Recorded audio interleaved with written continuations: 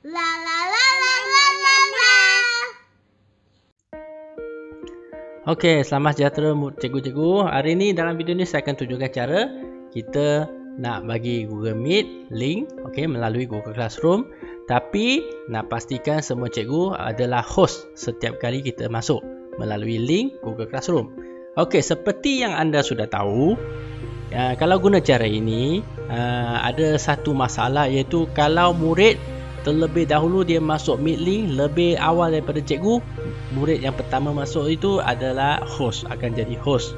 Okey, tapi saya tetap nak tunjukkan cara kita untuk mengatasi masalah ini. Okey, sebab saya rasa kalau guna cara Meet link dari Google Classroom akan lebih mudah lah, sebab kita tak perlu copy extra Google Meet link dan hantar kepada WhatsApp ke apa ke, kita terus saja guna. Tapi sebagai guru kita perlu buatlah sedikit tricks lah. Okey, sekarang saya tunjukkannya. Okey, mula-mula kita masuk kelas kita dulu, satu cube. Okey, ini contoh. Okey, setiap kelas cikgu akan nampak generate Meet link.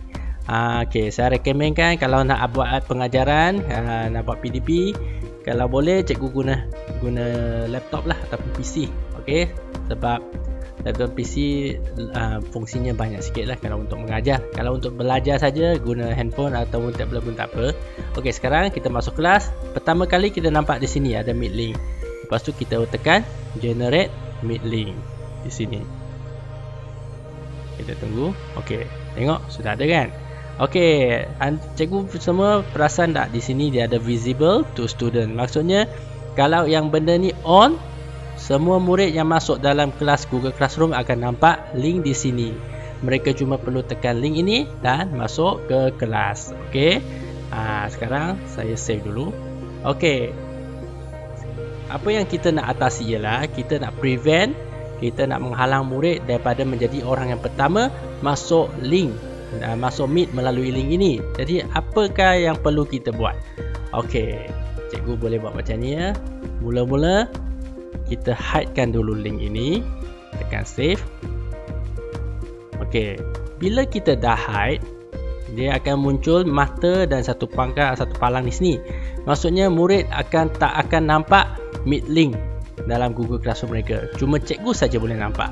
Okey, bukan setakat cikgu guru kelas saja, guru-guru lain yang masuk pun boleh nampak. Okey, sekarang saya guna akaun guru lain yang sama-sama mengajar di kelas ni. Tengok, dia boleh nampak.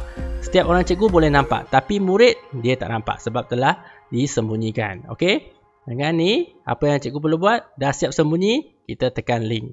Okey, tekan Meet link dan masuk ke Meet link. Kemudian kita join dulu. Okey, kita join dulu. Tengok, dengan cara ni cikgu dah dapat perisai. Kalau ada ikon perisai, maksudnya kita sudah jadi host. Faham? Okey, saya buat sekali lagi ya. Mula-mula generate link, kemudian sembunyikan link itu dulu. Okey, sembunyikan link itu dulu. Jangan tekan ni. Yang ni on, maksudnya murid boleh nampak tau. Kita sembunyikan. Lepas tu save. Okey, cikgu yang akan ajar pada kelas pada waktu itu, okey, direkomenkan boleh lebih awal 10 minit je masuk dulu. Okey, sebab nak masuk kita kena sign in dulu sebelum murid sign in. Okey, sebab Meet link kita sudah disembunyikan, sudah di hide. Jadi ini bermaksud murid-murid yang lain lebih awal masuk Google Classroom pun kita takkan risau sebab dia orang tak dapat masuk link. Okey, jadi kita tekan link, kita join dulu.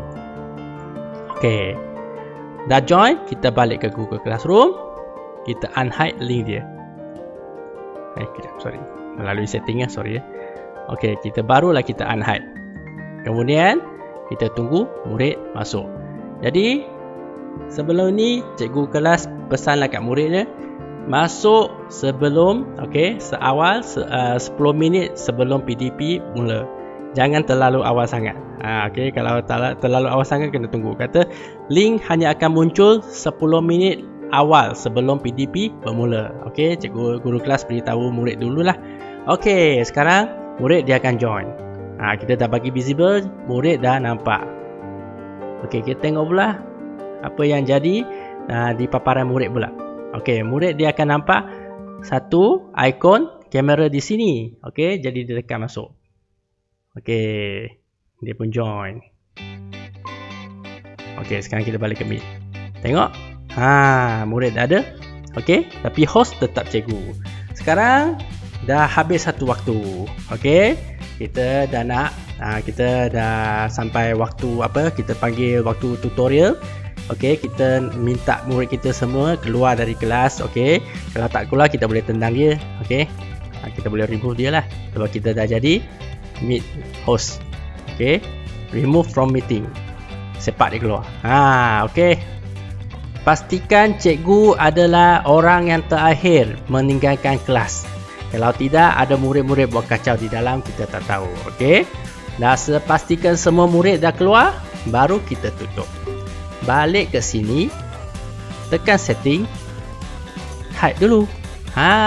Kenapa kita nak hide balik? Sebab kita nak prevent murid bila kita dah keluar Google Classroom, mereka jumpa balik Meet link itu, lepas tu mereka masuk semula tanpa pengetahuan guru. Okey, jadi kita kena hide balik. Selepas hide, kita kena buat lagi satu langkah, iaitu kita reset balik. Kenapa kita nak reset? Okey, sebab kita nak reset link yang baru agar murid, kan ada murid yang pandai, dia akan salin. Okey, dia akan salin apa address itu, address Meet, okey, atau Meet link. Nanti dia copy, dia masuk semula lebih awal daripada guru, dia je pula jadi host. Jadi kita kena hide, lepas tu reset, baru kita save. Dah siap. Okey, tengok link dia dah tukar link lainnya. Okey, paparan murid pula, Meet dia dah jadi link yang lain.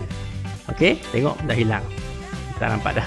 Okey, sekarang cikgu yang kedua pula masuk kelas ini, masuk satu queue. Ni cikgu yang kedua.